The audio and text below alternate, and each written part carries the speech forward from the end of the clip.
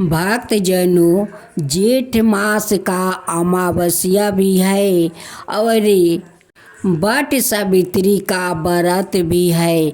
आज मैं सभी सुहागिनों को शुभकामना करती हूँ।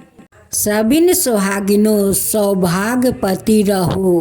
भक्तजनों, आज आप सुने अमावस्या व्रत कथा। जो भक्तों लोग अपना पितरों के लिए इस अमावस्या का कथा सुनते हैं, उनकी पितरों को मनोवांछित वैकुंठ मिल जाता है और उनकी संसार में सुख समृद्धि भर जाता है। अमावस्या माता का आशीर्वाद मिल जाता है, पितरों को भी आशीर्वाद मिल जाता है। उन परिवार में जो परिवार श्रद्धा भक्ति से अमावस्या व्रत करते हैं, पितरों के लिए कथा सुनते हैं।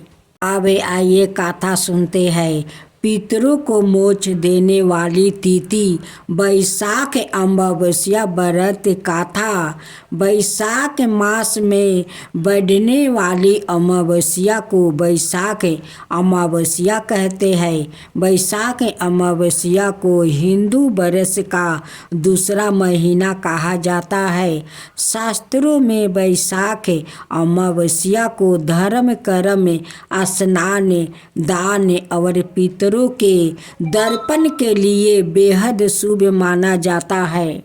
यह पितरों को मोक्ष देने वाली तिथि होती है, इसलिए शास्त्रों में वैशाख अमावस्या को पितरों को मोक्ष देने वाली अमावस्या भी कहा जाता है। इसके अलावा मान्यता यह भी है कि इस माह से तेराता योग की शुरुआत हुई थी, जिस कारण भी वैशाख अमावस्या का धार्मिक महत्व अधिक हो जाता है। वैशाख अमावस्या के महत्व से जोड़ी इस कथा के बारे में इसका पौराणिक गृहस्थों में मिलता है। वैशाख अमावस्या की व्रत कथा बहुत समय पहले की बात है। धर्म वर्ण नाम के एक ब्राह्मण थे। वो ब्राह्मण बेहद ही धार्मिक परिविचित के थे। वो हमेशा व्रत उपवास करते रहते। वो ऋषि मुनियों का आदर करते और उससे ज्ञान ग्रहण करते। एक बार उन्होंने किसी महात्मा के मुख से सुना कि कलयुग में भगवान विष्णु के नाम के स्मरण से ज़्यादा पुण्य किसी भी कार्य में नहीं है। अन्याय योगों में जो पुण्य यज्ञ करने से प्राप्ति होता है, उससे कई अधिक पुण्य फल इस घोर कलयुग में भगवान का नाम सुमिरन करने से मिल जाता है। धर्म वर्ण ने इस बात को आत्मसात कर लिया और सांसारिक जीवन छोड़कर संन्यास लेकर भ्रमण करने लगे। एक दिन घूमते घूमते वो पितृलोक जा पहुँचे। वहाँ उन्होंने देखा कि उनके पितरों बहुत कष्ट में है। पितरों ने ब्राह्मण को बताया कि उनकी ऐसी हालत तुम्हारे संन्यास के कारण हुई है, क्योंकि अब उनके लिए पिंड दान करने वाला कोई शेष नहीं है। अगर तुम वापस जाकर अपने गृहस्थ जीवन की शुरुआत करो, संतान उत्पन्न करो, तो हमें इस कष्ट से राहत प्रदान हो सकती है। इसके साथ ही उन्होंने यह भी बताया कि वैशाख अमावस्या के दिन विधि विधान से पिंड दान करो। पितरों की बात सुनने के बाद धर्म वरन ने वचन दिया कि वो उनकी अपेक्षाओं को अवश्य पूर्ण करेंगे। इसके बाद धर्म वरन ने अपना सन्यासी जीवन छोड़ दिया और पुण्य सांसारिक जीवन को अपना लिया और फिर वैशाख अमावस्या की तिथि को विधि विधान से पिंडदान किया और अपने पितरों को मुक्ति दिलाई। अमावस्या माता की जय हो। अमावस्या माता की जय हो। कथा के अनुसार एक गरीब ब्राह्मण परिवार था। उस परिवार में पति पत्नी और उनकी एक पुत्री भी थी। उनकी पुत्री समय के गुजरने के साथ साथ धीरे धीरे बड़ी होने लगी। उस पुत्री में बढ़ती उम्र के साथ साथ स्त्रियों चित्त सगुनों का विकास हो रहा था। वो कन्या सुंदर थी, संस्कार वर्ण और गुणवान थी, परंतु गरीब होने के कारण उसका विवाह नहीं हो पा रहा था। एक दिन वो ब्राह्मण के घर एक साधु महाराज पधारे। साधु उस कन्या को स्वभाव से अत्यधिक पसंद हुआ। कन्या को लंबी आयु का आशीर्वाद देते हुए साधु ने कहा कि इस कन्या के हाथ में विवाह योग्य रेखा नहीं है। तब ब्राह्मण चंपित ने साधु से इसका उपाय पूछा। कन्या ऐसा क्या करे कि उसके हाथ में विवाह योग्य बन जाए। साधु महाराज ने कुछ देर विचार करने के पश्चात अपनी अंतर्दृष्टि से ध्यान करके बताया कि कुछ ही दूरी पर एक गांव में सोना नाम की एक धोबिन महिला अपने बेटे और बहू के साथ रहती है, जो बहुत ही आचार विचार और संस्कार संपन्न था। पति परायण है। यदि यह सुकन्या उस धोबिन की सेवा करे और वो महिला इसकी शादी में अपने मांग का सिंदूर लगा दे और उसके बाद इसे कन्या का विवाह हो जाएगा, तो इस कन्या का विधवा योग मिट सकता है। साधु ने यह भी बताया कि वो महिला कहीं बाहर आती जाती नहीं है। यह बात सुनकर ब्राह्मणी ने अपनी बेटी से धोबिन की सेवा करने का प्रस्ताव रखा। अगले दिन से ही कन्या प्रात काल ही उठ कर सोना धोबिन के घर जाकर साफ सफाइया और अन्याय सारे कार्य करके अपने घर वापस आने लगी। एक दिन सोना धोबिन अपनी बहू से पूछती है कि तुम तो सुबह उठकर सारे काम कर लेती हो और पता भी नहीं चलता। बहू ने कहा, माँ जी, मैंने तो सोचा कि आप ही सुबह उठकर सारा काम खुद ही खत्म कर लेती हो। मैं तो देर से उठती हूँ। यह सब जानकर दोनों सास बहू घर की निगरानी करने लगी कि कौन है जो सुबह ही घर का सारा काम करके चला जाता है। कई दिनों के बाद धोबिन ने देखा कि एक कन्या मुंह ढके अंधेरे में घर में आती है और सारे काम करने के बाद चली जाती है। जब वो जाने लगी तो सोना धोबिन उसके पैरों पर गिर पड़ी।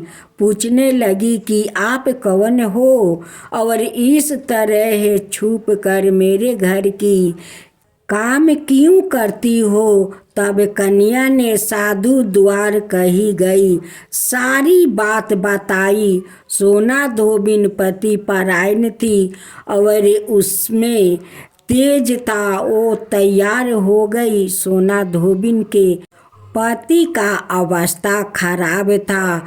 उसने अपनी बहू से अपने लौटने आने तक घर पर ही रहने को कहा।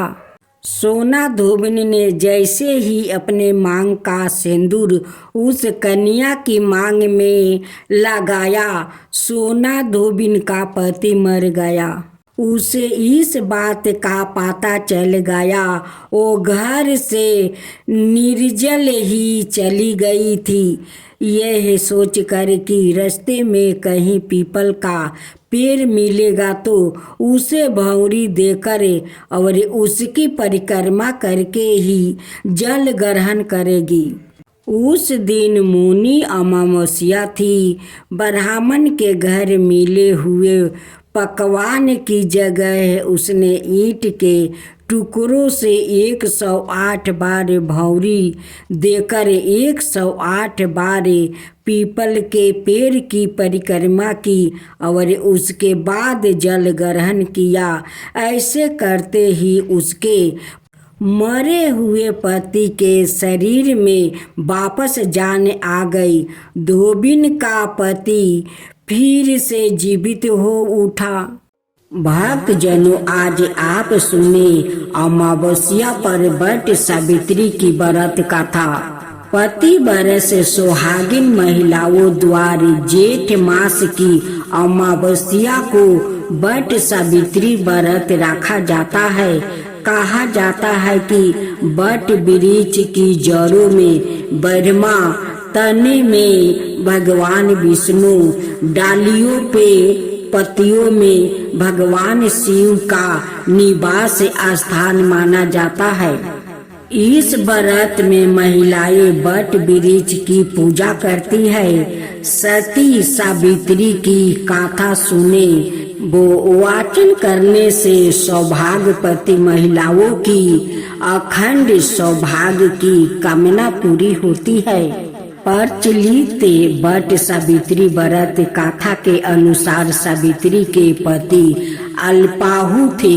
उसी समय देव ऋषि नारद आए और सावित्री से कहने लगे कि तुम्हारा पति अल्पाहु है, आप कोई दूसरा वर मांग लो।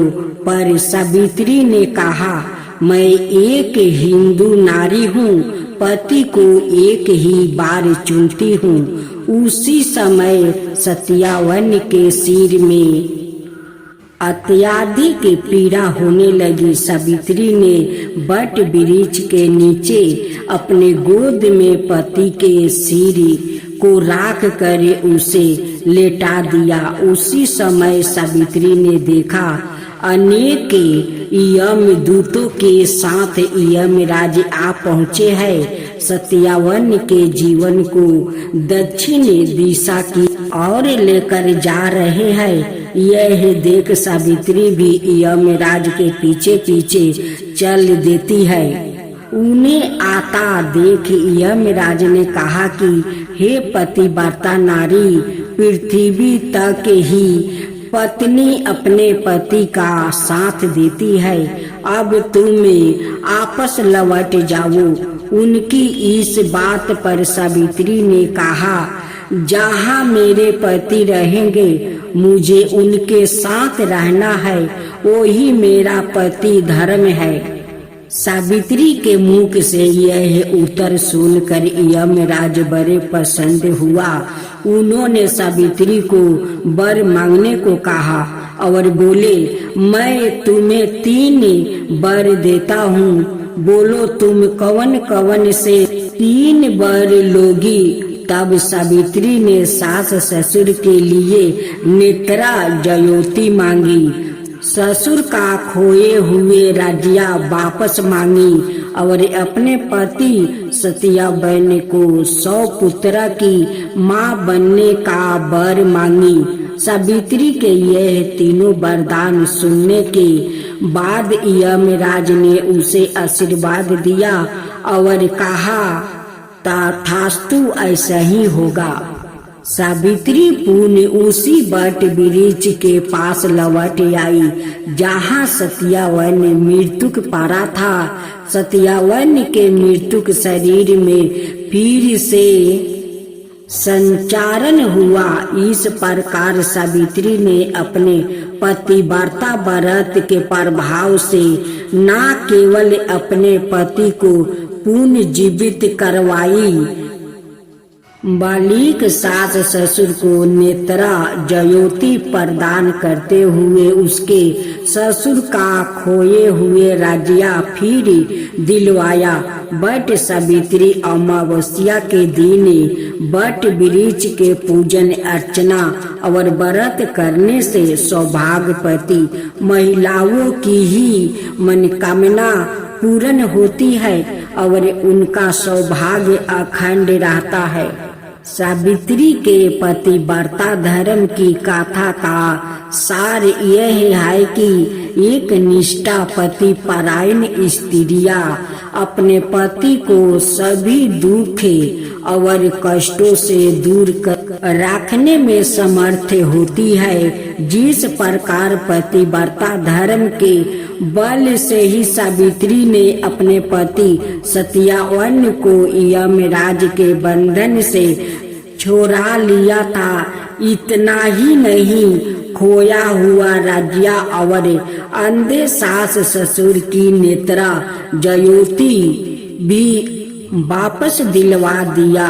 उसी प्रकार महिलाओं को अपना गुरु केवल पति को ही मानना चाहिए। गुरु दीक्षा के चक्कर में इधर उधर नहीं भटकना चाहिए।